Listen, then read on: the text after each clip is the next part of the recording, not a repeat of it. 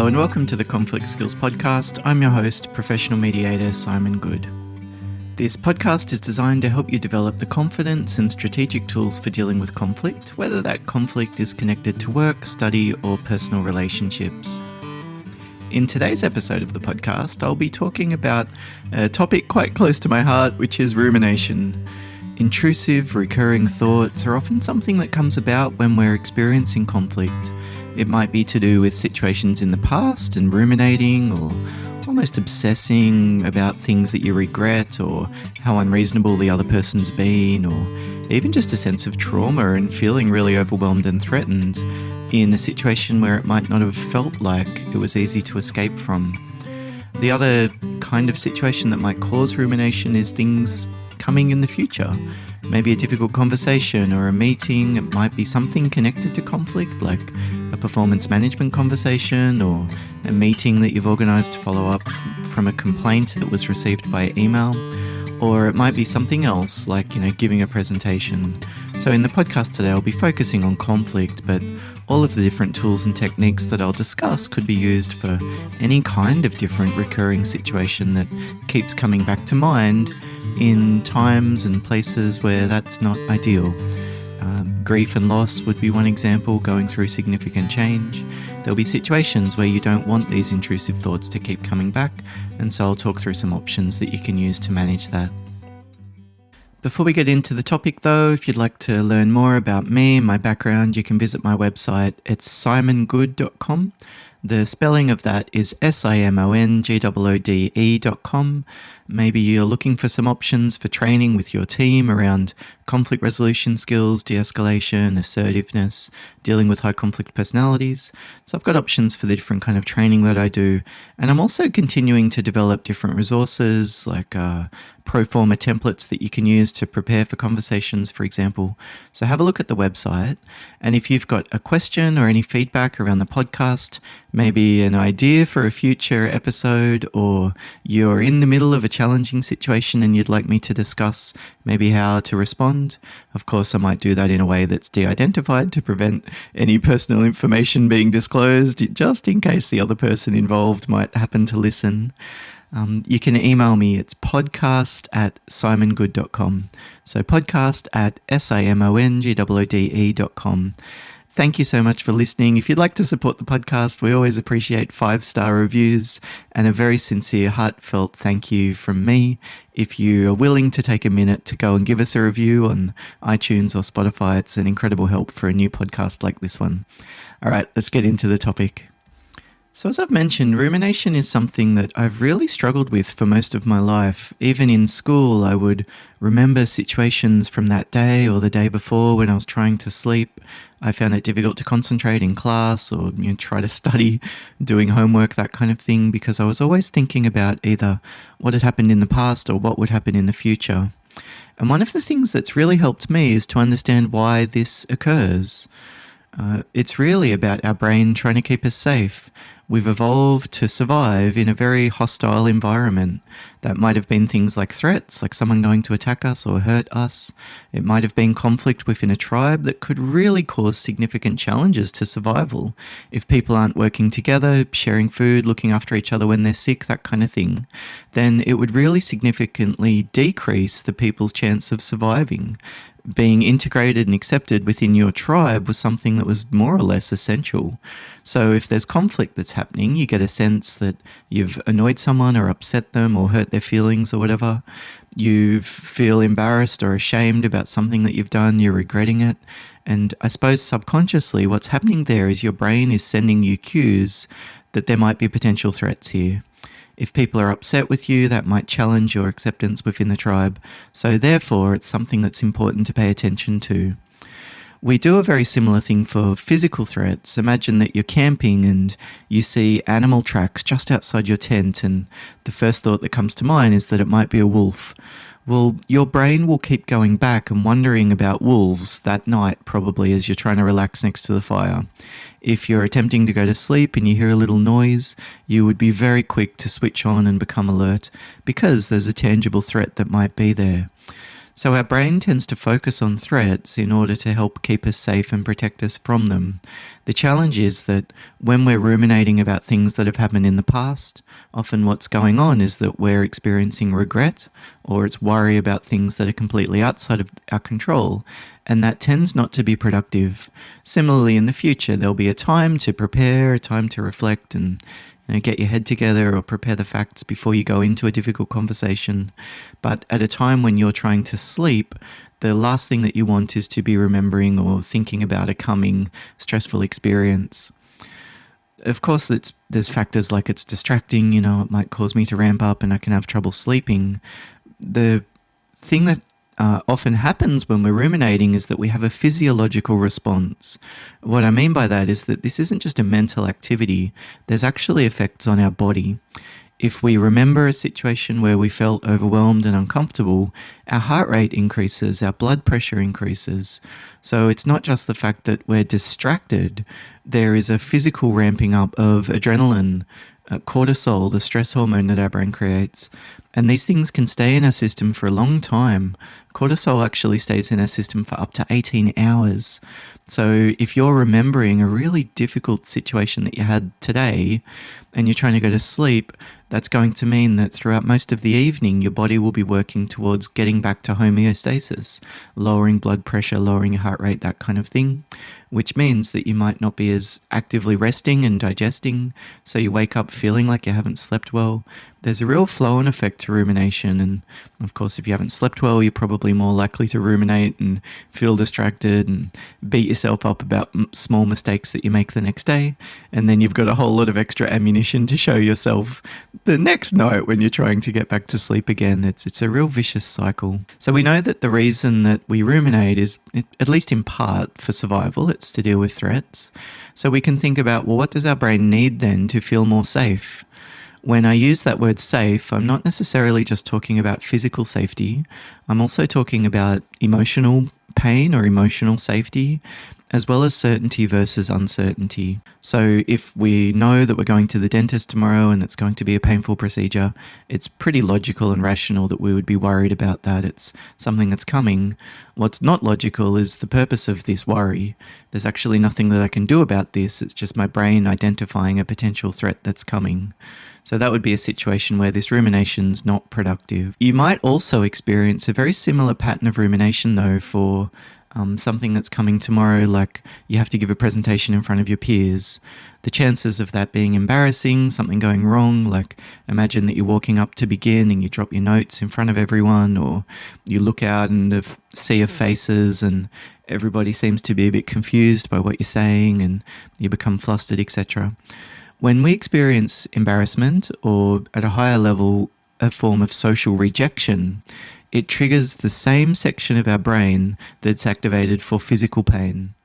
We experience things like not being invited to a social thing, or someone rolling their eyes at a comment that we make, not laughing at a joke, even just crossing their arms in front of us when we're trying to connect and be friendly. We experience that kind of social rejection in a very similar way to the way that we experience physical pain. If that person came up and kicked us in the leg or something like that, it would be similar to them coming up and saying, your fly in your pants was undone during the whole of the presentation or something like that. So when I talk about threat, there's the physical pain side. There's also emotional pain like embarrassment, grief, loss, etc., but also social rejection. And then the third area is uncertainty. Uncertainty has been something that is very dangerous throughout most of human history. If you don't know if there's going to be water in the river that you're walking to, then it's going to make that activity using the energy and time to get there a real roll of the dice. And if it doesn't pay off, if there's not water there, in some situations it might mean that you don't make it. So we're programmed to really crave certainty, particularly when we're entering into that fight or flight mode. Uncertainty is something that really sets people off. When I do training and responding to complaints, one of the things I talk about is just the power of building in certainty. Saying to somebody, thanks very much for letting me know what you're upset about. I'll get back to you as soon as I can. That's not going to be very effective at calming them down or giving them any sense of being reassured. But if I say to them, look, thanks for letting me know. I can fully appreciate where you're coming from. What I need to do now is go back to the manufacturer of that unit, for example, that we've sold you. I'll talk to them about the warranty claim process and see if we can fast track things along. And then I can give you a call. It would be tomorrow at the latest, the next day, like a Thursday morning. It looks like I should be able to give you a call around 4 p.m. tomorrow afternoon, though. How does that time work for you if I give you a call then and just walk you through the process of making this warranty claim and timeframes and that kind of thing, just so that you know what to expect? So I'm building in all of that certainty around the steps that I'll take, timeframes, etc., which really does help to offer the other person a sense of this threat is contained, it's under control, we can get through this. So one of the things that can really help in terms of rumination is being aware that uncertainty is one of the things that can really set us off. So if it's a situation coming in the next day and you've got a meeting scheduled with someone and you expect it's going to be pretty uncomfortable, building in certainty around that, like going into the room and checking out the layout of where the chairs are and planning where you'll sit, having an agenda pre-written out, and maybe even emailing it to them ahead of time, asking them if there's any other questions that they want to add, any other additional topics on their end. That would really help to reduce that sense of uncertainty for us and therefore reduce the prevalence of that rumination. So it comes about as a response to not feeling safe. What we're wanting to do is to remove or avoid the focus being on physical pain, emotional pain, rejection, and uncertainty that's coming. So I'll talk about some options then around how we can manage all of that. I've actually come up with a reasonably long list. If you're listening at your desk or somewhere, you've got a pen and paper in front of you, you might like to take notes as I go through the options. Or if you'd like, you can check out my website. I'll put a sort of like a cheat sheet, one-page resource for people who struggle with rumination as just a bit of a prompt and reminder for you in situations where that's becoming more of a problem. So let's think then about the first option, which is removing the prompts for rumination. If it's a work-related stress that's causing you to replay conversations or overly obsess about something that's coming, you don't want to remind your brain about that. As we talked about the example of the animal paw prints, the wolf paw prints outside your tent, if you set up and eat lunch right next to the paw prints, it's likely that your brain will constantly be reminded about that and you'll be constantly thinking about wolves and whether or not that was a snapping of a twig or something that you just heard. If you wake up in the morning and the first thing that you do is reach over and grab your phone, and if you've got your work emails on your phone and you see that little unread, 10 unread emails or 2 unread emails or whatever, that's going to trigger the release of cortisol, that stress hormone. That's going to prompt your brain to look for potential threats here. And of course, it would see those unread emails as probably coming from that person that you're in conflict with, even though realistically it could be very good news or something that's completely non-threatening. Our brain tends to be very pessimistic and goes to the worst case scenario because it's had to. If we don't know if this food is poisonous, it's probably better not to eat it, right? So if we don't know something, if there's uncertainty there, it tends to be the thing that triggers the fight or flight response, and then afterwards rumination about the same thing. So don't remind yourself about the thing that's causing you stress. Maybe don't check your phone or change your settings so that you don't see how many unread emails are sitting in your inbox when you look at your screen to check the time, or put snooze on your alarm or whatever else it might be. Maybe think about scheduling a time to communicate with them so that you're not constantly opening your email inbox and seeing their name again and again. If you've got a particular meeting coming up, you've got your notes on your desk in front of you, it might be worth having a look through, preparing, memorizing what you need to, making sure that you've got your head around everything, but then putting it away, putting it in a folder or putting it in a drawer, because if it's sitting on your desk, it will be constantly reminding you. There might be environmental factors that you can change, like, like talking to your partner about not reminding you about that horrible family event that you had on the weekend, sitting separately a little bit more, spending some more time by yourself, go for a walk with your dog by yourself instead of with someone who's connected to the same stress.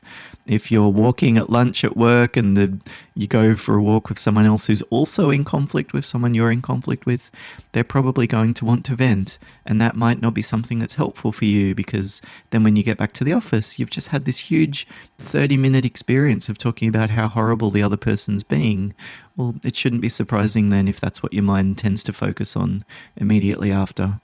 So that's the first idea, is taking away the prompts for rumination, a very simple one. The second idea that we can use is to not block thoughts, but to refocus. It's very difficult to block our thoughts unless it's a technique that you've practiced. Often thoughts just come. I tend to think it's almost like we're sitting on the edge of a river and our thoughts just float down the stream. Sometimes, if it's something that we're feeling threatened about, those thoughts unfortunately might come pretty constantly, or they get stuck on some weeds or something like that right in front of us, so we have to look at them for a while. It's difficult to remove that. We can't stop our brain from remembering something that's threatening to us. We've literally been programmed from thousands and thousands of years of evolution to focus on things that might be a threat. So one technique that often works is just to refocus, to notice the fact that that thought come back. Like I might say something like, oh, of course, I'm thinking about that conversation tomorrow. There's a lot at stake there and I don't know how it's going to go. So that's why my brain is focusing on it. Now, what I'm going to do is bring my attention back to the present. So I want to be in the here and now, which stops me from focusing too much about the past and the future. So one option that we could use is just focusing on our senses, kind of like mindfulness. What can I see? What can I hear? What can I touch? Set a timer and try and do it for 2 minutes if that's something that you think that you might be able to manage. It's likely that your mind will wander a few times, but each time it does, just bring it back to the present. This is like a muscle that we can develop strength through practice. So refocusing, noticing when your mind is wandering is something that is incredibly powerful. In itself, it helps us to concentrate, but it certainly helps to reduce the negative stress associated with rumination and intrusive thoughts. The next idea is something that might sound a little bit wacky, but my goodness, it works well. It's using cold, having a cold shower, or putting ice packs on the sides of your neck. I was watching, actually a guitar teacher that I watch on YouTube quite a lot, talking about some changes that he's made to his life at the beginning of the year, and they've really helped him. And for whatever reason, it resonated with me. He's not my favorite guitar teacher, but I really liked the way he talked about things like meditation. And one of the ideas was having a cold shower. So since I've learnt that, I have a normal hot shower like I normally would each day. And then at the end, the last 30 seconds or minute or so, I put it on to just cold and just try and tolerate it at the same time as breathing deeply and trying to calm myself down. When we go through this, it's almost like a shock that our body goes into, and then we practice calming ourselves down by breathing. It's like it develops this muscle for getting through stressful situations and not overreacting or feeling overwhelmed. But it also almost resets our system.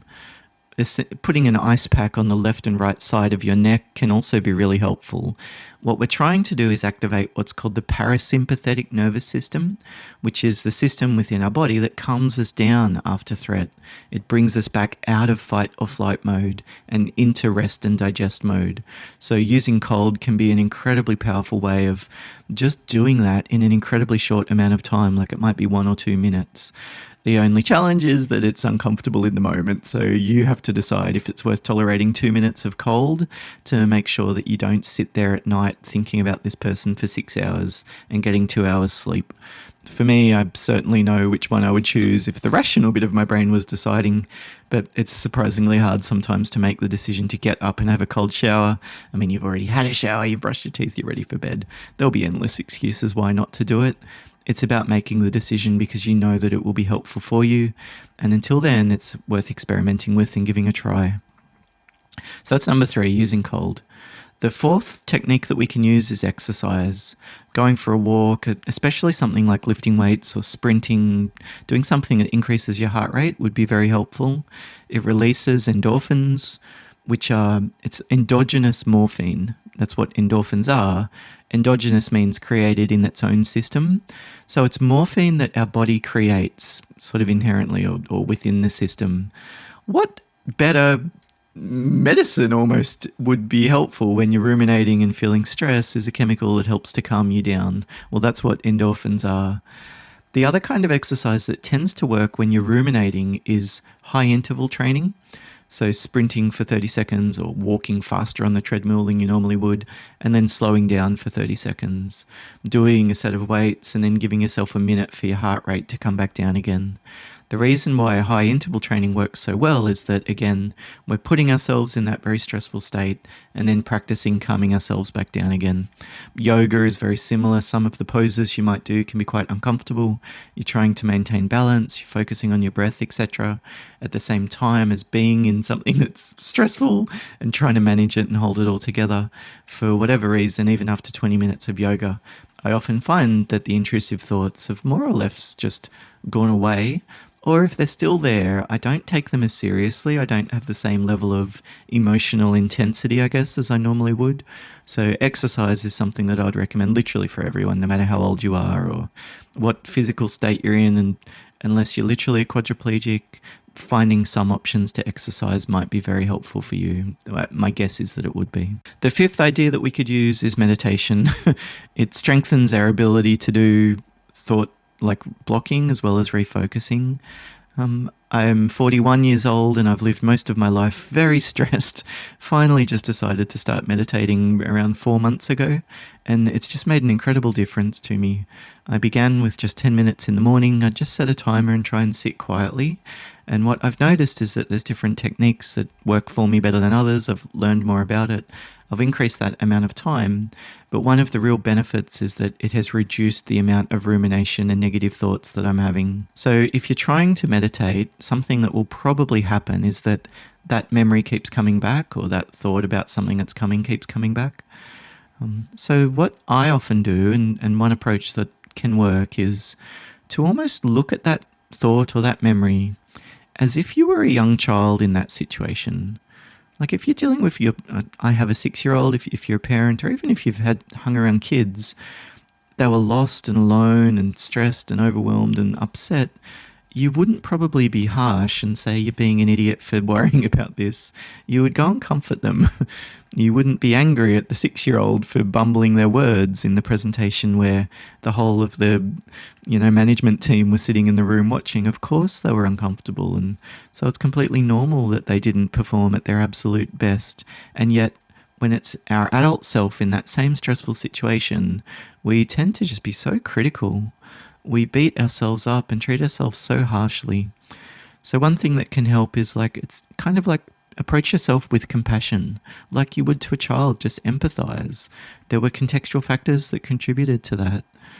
And what are you thinking in that moment? And what were you feeling in that moment? What was going on in your body? What's going on in your body now? When you're trying to meditate and those intrusive thoughts come back, one thing that can help is just notice, what effect does that have on you physically? Can you feel your hands clenching, or is there a tightness in your legs, or your tongue is reached up to the roof of your mouth, or your neck feels really tight, or you've almost experienced locomotion, like you've stood up to go and get a drink before you've even realized, actually, this is 10 minutes I'm meant to be sitting down meditating. Just noticing what's going on in your body. That in itself tends to, again, reduce the emotional intensity that comes along with the different thoughts. The other technique that you might use, particularly if it's a situation that's coming in the future, is to imagine yourself being in that, situation that you're worried about, but being calm and confident. If the same things happened, but you were calm and confident, what difference would it make? How much would it affect you? Is it the same amount, or is it possible that it would affect you less?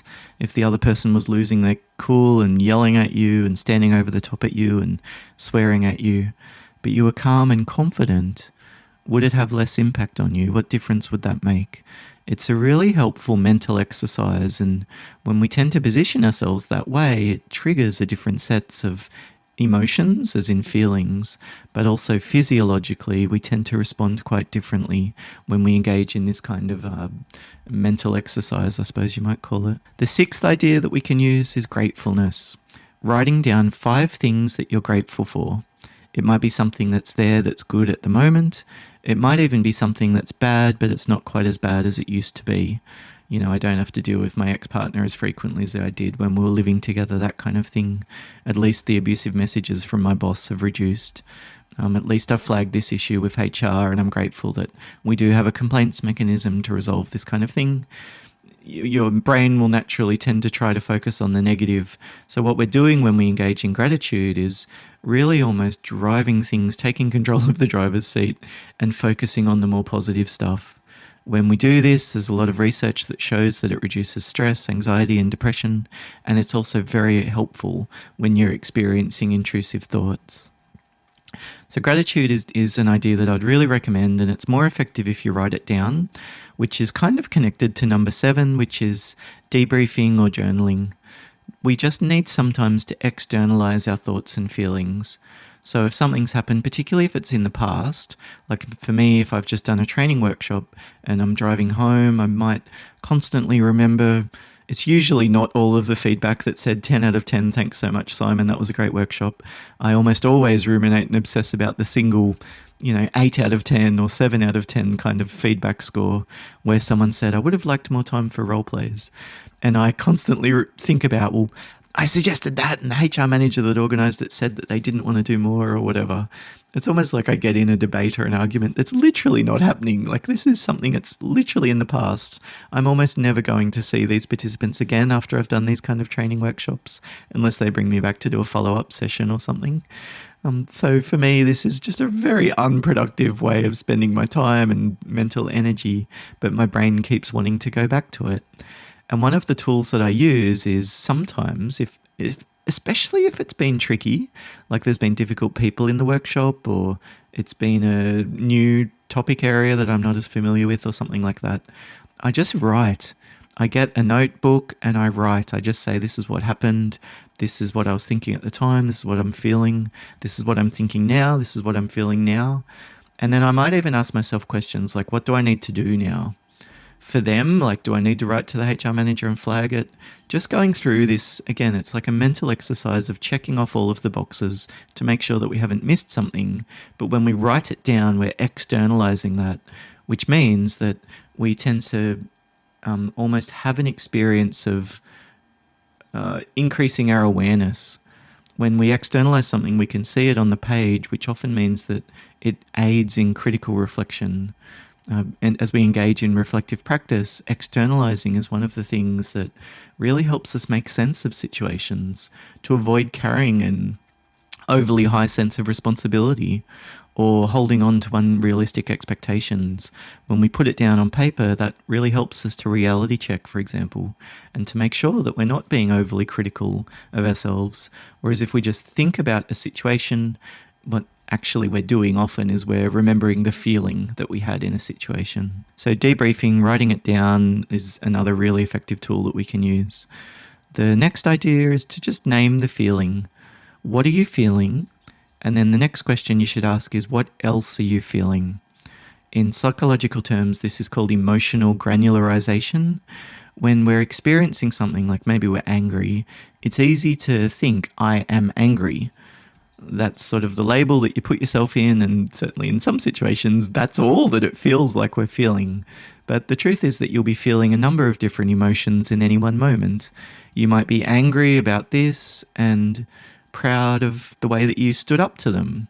You might be disappointed at the fact that your son's not getting himself ready for school. You might be also worried about what if you're late and you miss the bus.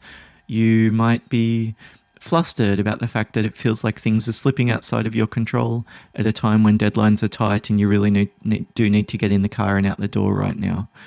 So I'm angry at my son that I need to remind him to put his socks on 7 times. But if I pause and ask myself, what else am I feeling in this moment?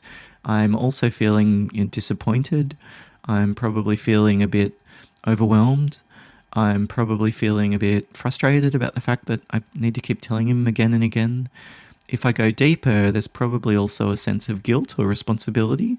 Like it's my job to help him develop autonomy and discipline and self-control, self-reliance, whatever, and he's not demonstrating that. Does that mean I haven't done as good a job as I think I have as a parent? Maybe I'm feeling a bit resentful about the fact that my wife's left me to do all of the school trips, on this particular day because she's busy at work. If I pause and really pull apart, well, what are all of the other different emotions that I'm feeling here? What tends to happen is that they don't affect us as much. If we can be aware of our feelings, it's almost like we name it to tame it. It helps it to go away. We don't stop it. It's still going to come up. but it reduces the chance that we'll take some kind of a knee-jerk reaction and will probably, if I'm speaking honestly, overreact, and particularly in situations where I just do let my emotions get the best of me. I say I'm frustrated, that's it, you're being ridiculous. And then I'm almost feeling vindicated in yelling at my son or something. And of course, if I pause and think, well, gosh, I don't want to teach my son that it's okay to yell at people just because they don't do what we want. Would have much preferred to manage that situation just rationally and calmly and confidently probably. And emotional granularization, asking yourself, what are you feeling? What else are you feeling is a really helpful way of doing that. I talked earlier about paying attention to your body, but that is also something that really helps when we're dealing with negative feelings. When we experience emotion, there is also almost always a physiological component that comes along with it. It might be needing to smile or some facial expression change, like your forehead, brows, because you're thinking about someone that you disagree with. What's usually not happening is that you're raising your eyebrows, thinking curiously, looking happy. Your body might be clenched up and hunched over. You might be tapping your pen. You might be gesticulating in the car, talking to yourself, even when you've got your kids behind you watching you from their car seats in the back seat. There's often a physiological component that comes along with it, and we should notice that and then try and relax those bits of our body. If I notice when I'm remembering and I'm feeling angry, my forehead's probably clenched up, I'm feeling really tight in my shoulders. So a technique that I can use is to notice it and then just to relax those bits of my body. Again, it tends to reduce the intensity, I guess, that we experience those feelings with. If you're moving, if you're pacing back and forth, gesturing, talking out loud, it's probably worth noticing that and then just stopping. It's again trying to refocus. We notice it, we don't want to add to the problem by making ourselves feel guilty, but we don't want to continue. Because when we're reliving it, we're experiencing stress like we did in the moment. So that's not going to be something that's helpful. So the next idea that we could use is to understand why, to remember that it's because our brain is experiencing threat. That's why we're ruminating. What we don't want to do, as I've just mentioned, is add guilt. If you add stress to a situation by telling yourself something like, I'm such an idiot, why do I keep obsessing about this? It's their fault, they've been unreasonable, all I'm doing is explaining to them what the consequences are of their own behavior. It's like we tend to put these labels on ourselves, like I'm overreacting or I'm being ridiculous or I'm such an idiot for thinking about this again and again. Of course, putting that judgment on ourselves, that self-criticism, is just going to make us feel more stressed. So if you notice that rumination's happening, try to find a neutral label for it. To say something like, this is my brain remembering a stressful situation. The reason it keeps reminding me of it is because that was a really uncomfortable spot to be. I didn't know that person and how they were going to react, and when they were standing over the top of me, that was a pretty scary kind of experience. Even rationally, you might say, I'm bigger than them, what was I even worried about? But your brain in the moment wasn't rationally evaluating the threat. Your brain in the moment was taking the most cautious path possible, which tended to ramp up your fight or flight response, even though rationally you knew that you were going to be okay and you could get through it. So labeling the situation in that more neutral way, and particularly labeling the fact that these thoughts keep coming back, just saying, okay, it's my brain's survival mechanism kicking in. I'm going to need to do something now to calm myself down again. That's going to be more effective than saying, God, I'm such an idiot, why can't I just get to sleep? This is ridiculous. You're not the only one going through this, by the way. Rumination and intrusive thoughts is a very common experience, particularly when I'm doing mediations. I'm meeting people in the middle of pretty intense conflict most of the time. They almost always are finding themselves obsessing or overly thinking about conversations, situations, emails that have come in, etc., and probably over obsessing and overly overthinking about situations that are coming up in the future as well, not the least of which the mediation itself. The final idea that I would add, I mean, there's different options. You could get sleep, do some debriefing, talking to a friend, patting animals can help release serotonin, so it helps us to feel better. But the last idea that I wanted to share was to consider options for counselling. I know a lot of people put a label on counselling. They say, there's nothing wrong with me, I don't want to get diagnosed, or they worry that they might be medicated for something that's actually a contextual factor. They might feel embarrassed or ashamed. It's uncomfortable going to talk to a counsellor. I've done it myself a few different times in my life, and one of the hurdles for me to overcome was just the awkwardness of the whole process. Even talking to the front desk staff and that kind of thing, I just always find those kind of interactions very uncomfortable, very self-conscious, and I just would prefer not to go through it if possible. At the same time, if I'm in a situation where there's a very high level of stress, particularly when I have a pretty high sense of responsibility, there's a lot at stake, but I've got a low level of autonomy, I've got a low level of ability to fix the problem, to change the situation, to influence things, that puts me more at risk of burnout. And these recurring intrusive thoughts might be one of the warning signs that you could be experiencing burnout. The way that often happens is that it tends to creep up on people. So if you've noticed that these ruminating thoughts have been coming for a period of time, maybe a few weeks now, it might be worth thinking about just a few counselling sessions. It often doesn't take that long to gain some additional strategies and tools, but also to have a chance to talk with someone that's completely outside of the situation. It's very different going to talk to a professional counsellor versus our partner or our parents or our friends or whatever, who often have a very vested interest, and they often don't listen very objectively, and sometimes they don't listen very well. Just talking to a counsellor and clearing, I guess, the memory, the trauma that might be built up for you is something that can be very helpful for a lot of people. So that's the last, I guess, option that you might consider is if none of the other ideas have worked and the problem remains, maybe it's worth thinking about going and talking to a professional and getting some support to manage the situation at the moment. It doesn't mean that your brain is wired wrong. It doesn't mean that you'll have mental health issues for the rest of your life, but this could be a situation where you could benefit from some support. So I hope that's been helpful for you. I'd love to hear a bit of feedback. Again, if you'd like to email me, you can email podcast@simongood.com. If you're willing to give a review, particularly for this episode, it took a bit of time to put it together. I would be incredibly grateful if you're willing to do that. Otherwise, thank you so much for listening, and hopefully we'll touch base and connect again in a future episode of the Conflict Skills podcast. Bye for now.